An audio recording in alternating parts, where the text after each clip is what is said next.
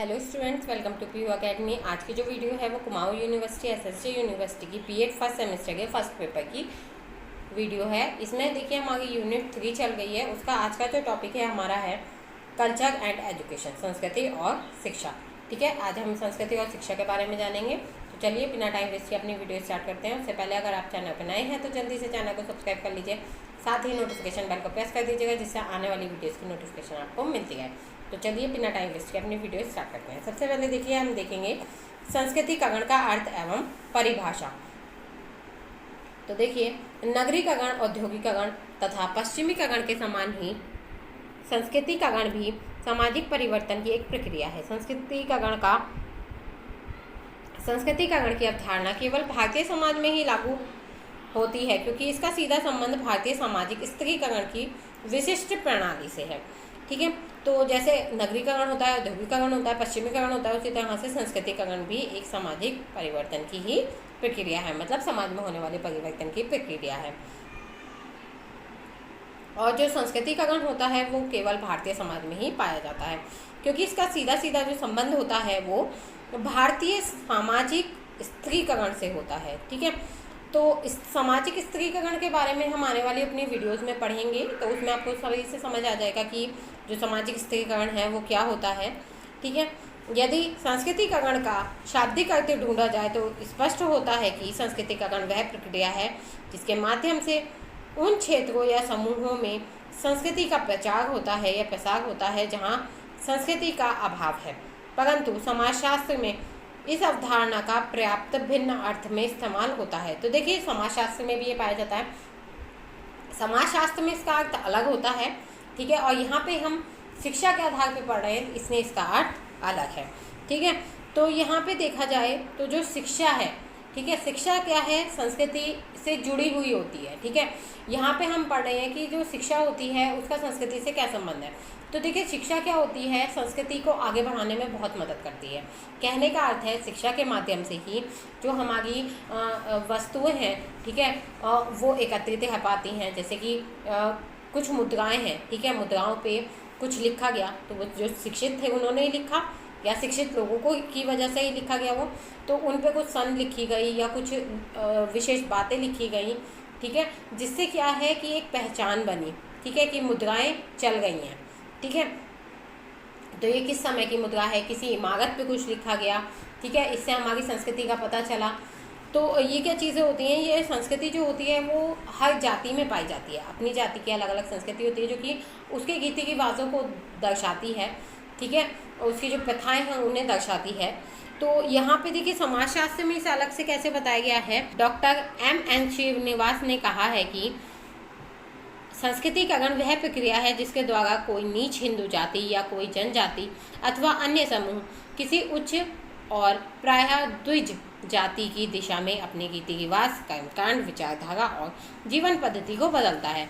आमतौर पर ऐसे परिवर्तनों के बाद वह जाति परंपरा से स्थानीय समाज द्वारा सोपान में जो स्थान उसे मिला हुआ है उससे ऊंचे स्थान का दावा करने लगती है। तो कहने का अर्थ यह है कि संस्कृतिकरण क्या होता है, समाजशास्त्र के दृष्टि से अगर हम देखें तो संस्कृतिकरण के द्वारा कोई नीच हिंदू जाति या कोई जनजाति या कोई अन्य समूह अपनी से उच्च जाति के होने का दावा करने लगती है। ठीक है, उसके रीति रिवाजों को, कर्मकांडों को अपना लेगी, उसकी विचारधाराओं को अपना लेगी, अपनी विचारधाराएं छोड़ के उनमें बदलाव करके।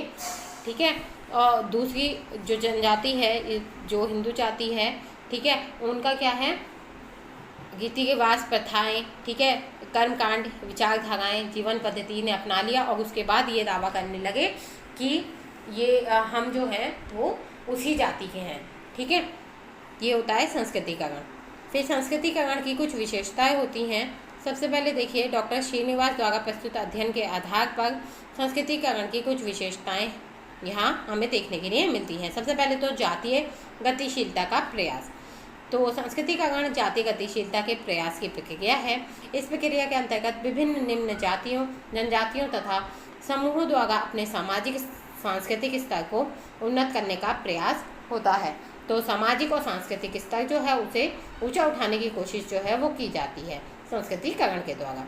दूसरा है तटस्थ अवधारणा है, ठीक है। तो संस्कृतिकरण अपने आप में एक तटस्थ सांस्कृतिक परिवर्तन की घोतक है। इस अवधारणा में अच्छाई या बुराई का कोई तत्व निहित नहीं है, अर्थात हम ये नहीं कह सकते हैं कि निम्न जातियों द्वारा अपने आप को ऊंचा करने का प्रयास अच्छा है या बुरा। थर्ड आता है मंद गति की प्रक्रिया। तो संस्कृतिकरण जो प्रक्रिया है वो एक बहुत ही मंद गति की प्रक्रिया है। जैसे कि कहने का अर्थ है कि इस प्रक्रिया के माध्यम से अति धीमी सामाजिक गतिशीलता आती है। कहने का अर्थ है एक जाति से एक पीढ़ी से दूसरी पीढ़ी में पहुंचना, ठीक है, ये क्या है, एक बहुत धीमी प्रक्रिया है, क्योंकि इसमें कई साल लग जाते हैं, ठीक है। एक पीढ़ी से दूसरी पीढ़ी तक पहुंचने में काफ़ी ज़्यादा साल लग जाते हैं, काफ़ी समय तक हमें इंतज़ार करना पड़ता है। तो ये एक बहुत ही धीमी प्रक्रिया है। संस्कृतिकरण के माध्यम से किसी निम्न जाति को उच्च सोपान प्राप्त करने में काफ़ी समय प्रयास करना पड़ता है। उन्हें समाज में उच्चता की स्वीकृति सरलता से नहीं मिल पाती। डॉक्टर श्रीनिवास का इस विषय में कहना है, साधारणतः बहुत दिनों तक, बल्कि वास्तव में 1-2 पीढ़ियों तक दावा किए जाने के बाद ही उसे स्वीकृति मिलती है। क्योंकि कहने का अर्थ ये है कि देखिए, अगर कोई व्यक्ति है जो कि दूसरी जाति का होने का दावा करता है, तो उसे अभी तो एकदम स्वीकृति नहीं मिलेगी, क्योंकि भाई समाज के लोग जानते हैं कि वो किस जाति का है, ठीक है। उसने दावा कर दिया तो क्या बात है, लेकिन कोई मानेगा नहीं, ठीक है। तो बहुत टाइम तक, जगह बदलने के पश्चात हो सकता है कोई मान जाए, और अगर ऐसा नहीं होता है, वो जगह नहीं बदलते हैं, तो बहुत टाइम तक कोई नहीं मानता। बल्कि कई बार तो ऐसा होता है कि 1-2 पीढ़ी का परिवर्तन, मतलब दादा ने अगर कोई अपनी जाति बदली थी, तो इस बात को मानते मानते क्या हो जाएगा, 1-2 पीढ़ी बदल जाएंगी, ठीक है। और पोते को आके यकीन मानेंगे कि हाँ भाई वो इसी जाति का है, ठीक है। फिर आता है प्रभु जाति का अनुकरण। संस्कृतिकरण की प्रक्रिया के अंतर्गत विभिन्न निम्न जातियां उच्च जातियों का अनुकरण करती हैं, परंतु यहाँ यह स्पष्ट कर देना आवश्यक है कि उच्च जाति से आशय परंपरात्मक उच्च जाति अर्थात ब्राह्मणों से नहीं है। उच्च जाति का निर्धारण स्थानीय है। कोई भी जाति विभिन्न साधनों से संपन्न होने पर स्थानीय उच्च जाति का पद प्राप्त कर लेती है। इस स्थानीय उच्च जाति को प्रभु जाति कहा जाता है। संस्कृतिकरण के अंतर्गत इसी प्रभु जाति का अनुकरण किया जाता है। डॉक्टर श्रीनिवास ने इस तथ्य को इन शब्दों में स्पष्ट किया है, यह एक पदमूलक परिवर्तन है, संरचना मूल परिवर्तन नहीं है। इसी तथ्य को डॉक्टर श्रीनिवास ने इन शब्दों में स्पष्ट किया है। संस्कृतिकरण से समृद्ध गतिशीलता के परिणाम स्वरूप व्यवस्था में केवल पदमूलक परिवर्तन होते हैं, कोई संरचनात्मक परिवर्तन नहीं। अर्थात एक जाति अपने आसपास की जातियों से ऊपर उठ जाती है और दूसरे नीचे आ जाते हैं, पर यह सब एक मूलतः अचल सोपान में घटित होता है। स्वयं व्यवस्था में कोई परिवर्तन नहीं होता। नेक्स्ट और लास्ट आता है सांस्कृतिक परिवर्तन निहित है। तो संस्कृतिकरण के परिणाम स्वरूप केवल जातियों की स्थिति में ही परिवर्तन नहीं होता, बल्कि साथ साथ सांस्कृतिक परिवर्तन भी होते हैं। निम्न जातियां उच्च जातियों के सांस्कृतिक प्रतिमानों को अपनाती हैं, उनका रहन सहन, वेशभूषा तथा रीति रिवाजों में भी परिवर्तन हो जाता है। फिर आता है इस भांति यदि स्थानीय प्रभु जाति ब्राह्मण या लिंगायत हो तो उसी प्रवृत्ति संस्कृतिकरण के ब्राह्मण आदर्श का संचारण की होगी। यदि वह राजपूत अथवा बनिया हो तो क्षत्रिय या वैश्य आदर्श का संचारण होगा। अवश्य ही प्रत्येक स्थानीय प्रभु जाति का ब्राह्मण, क्षत्रिय या वैश्य आदर्शों की अपनी अपनी धारणा होती है। नेक्स्ट आता है सर्वदेशीय प्रक्रिया है। संस्कृतिकरण एक सर्वदेशीय प्रक्रिया है। यह प्रक्रिया पूरे भारत में व्याप्त है। सामान्य रूप से समझा जाता है कि संस्कृतिकरण का संबंध केवल हिंदू जाति से है, परंतु वास्तव में यह प्रक्रिया हिंदुओं के अतिरिक्त भारत की विभिन्न जनजातियों में भी पाई जाती है। डॉक्टर श्रीनिवास ने स्पष्ट कहा है कि ये पाया गया है कि इससे संस्कृतिकरण ऐसी सांस्कृतिक और सामाजिक प्रक्रिया है जो भारत के विभिन्न भागों में व्याप्त रूप से पाई जाती है। यह भी सूचना मिलती है कि वह भील और औराव जैसे कुछ जनजाति समूहों में भी सक्रिय है। नेक्स्ट आता है प्राचीन प्रक्रिया है। जैसे कि हम जानते हैं कि संस्कृतिकरण जो है एक काफ़ी प्राचीन प्रक्रिया है जो कि हम आगे पुरखों से चलती आ रही है। पहले हमारे जो पूर्वज थे उनके द्वारा हमारे माता पिता को, हमारे दादा दादी को ये प्राप्त हुए, उसके बाद ये हमें भी प्राप्त हुई। तो देखिए इस पे डॉक्टर श्रीनिवास का क्या कहना है कि सांस्कृतिकरण भारतीय इतिहास में दिगंतर चलती रही है और आज भी चल रही है। फिर आता है यह पदमूलक परिवर्तन है, संरचना मूलक नहीं। संस्कृतिकरण जातीय गतिशीलता की एक प्रक्रिया है, परंतु यह परिवर्तन केवल पदमूलक है, अर्थात संस्कृतिकरण के परिणाम स्वरूप विभिन्न जातियों की अपनी सामाजिक स्थिति में परिवर्तित हो जाती है, परंतु इससे समस्त जाति व्यवस्था पर कोई प्रभाव नहीं पड़ता, अर्थात विभिन्न जातियों का क्रम सोपान वही रहता है। इसलिए संस्कृतिकरण की विशेषता मानी जाती है। फिर आता है परिसंस्कृति ग्रहण का अर्थ एवं परिभाषा। परिसंस्कृति ग्रहण का शाब्दिक अर्थ दूसरों की संस्कृति को अपनाकर अपनी संस्कृति में परिवर्तन करना है। जब दो संस्कृतियां या विभिन्न संस्कृतियों वाले समूह परस्पर संपर्क में आते हैं तो एक दूसरे की संस्कृति को अपना के अपने प्रथात्मक या सांस्कृतिक ढांचे में जो परिवर्तन करता है उसे हम परिसंस्कृति ग्रहण कहते हैं। इसे प्रमुख विद्वानों ने निम्नांकित रूप में परिभाषित किया है। ठीक है, अलग अलग विद्वानों ने इसकी अलग अलग परिभाषाएं दी हैं। फेयरचाइल्ड ने कहा है कि संपर्क विशेषतः उच्च सभ्यता के लोगों के साथ संपर्क के माध्यम से संस्कृति ग्रहण को परिसंस्कृति ग्रहण कहा जाता है। ग्लिन और ग्लिन के शब्दों में परिसंस्कृति ग्रहण से हमारा तात्पर्य उस प्रक्रिया से है जिससे विभिन्न संस्कृति वाले समाज घनिष्ठ और लंबे संपर्क के फलस्वरूप परिवर्तित होते हैं, परंतु दोनों की संस्कृतियों में पूर्ण रूपेण मिश्रित हुए बिना।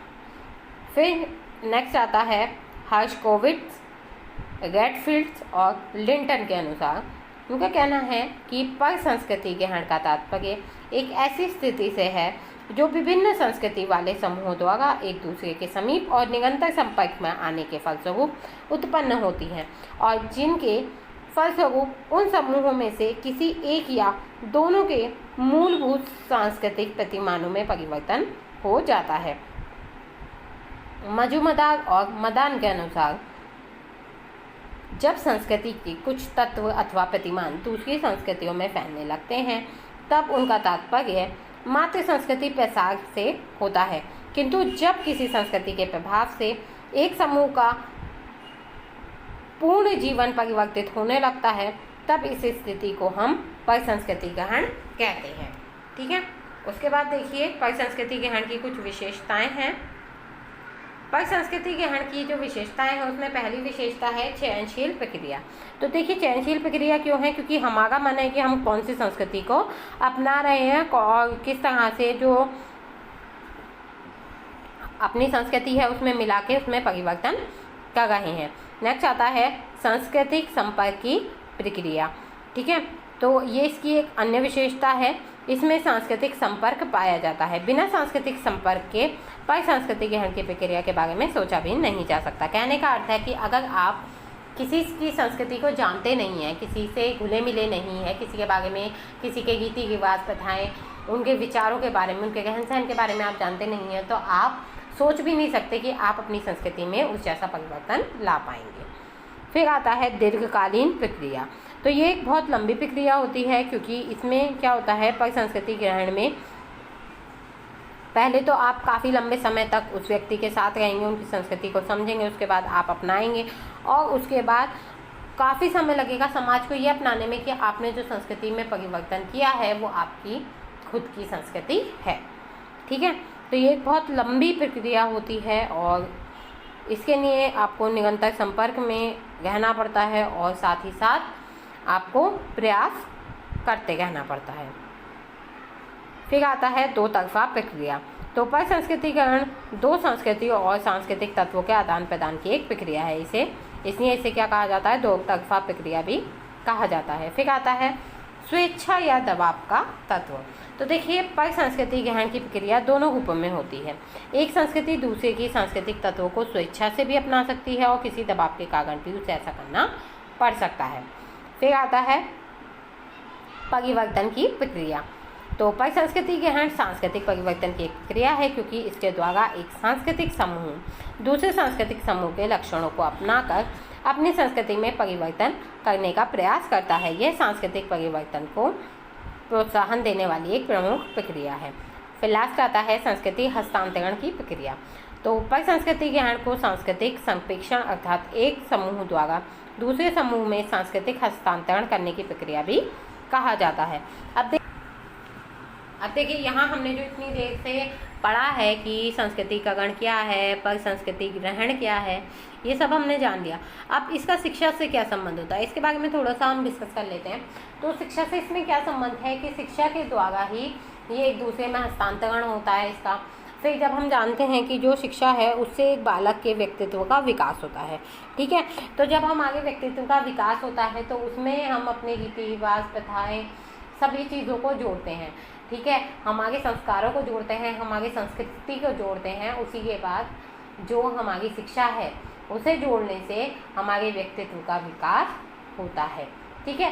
कोई भी जाति है, कोई भी व्यक्ति है, कोई भी समूह है, वो अपनी संस्कृति से अलग नहीं हो सकता, ठीक है। क्योंकि अगर आप अपनी संस्कृति से अलग होना चाहते हैं या आप किसी भी संस्कृति को अपनाना नहीं चाहते हैं तो इससे क्या होगा, ये आपके लिए एक विनाशकारी रूप सिद्ध हो सकता है, ठीक है।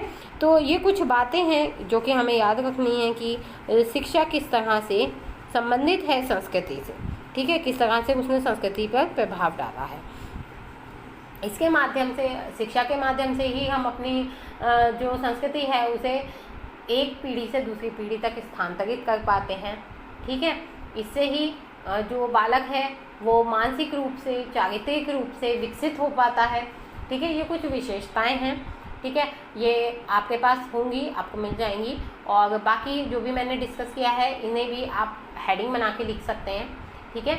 बाकी ये क्वेश्चन शायद इतना ना आए, बाकी जो भी क्वेश्चन आपके आ सकते हैं वो मैंने यहाँ पे बता दिए हैं, आपको समझा दिए हैं। और बाकी इससे रिलेटेड आपके मन में कोई भी डाउट है या फिर कोई भी कंफ्यूजन है तो आप कमेंट बॉक्स में कमेंट करके पूछ सकते हैं। इसी के साथ यहाँ पे आपकी वीडियो कंप्लीट होती है। आई होप वीडियो आपको अच्छी लगी होगी, तो वीडियो को लाइक करें, शेयर करें, साथ ही चैनल को सब्सक्राइब करना ना भूलें। Thanks for watching.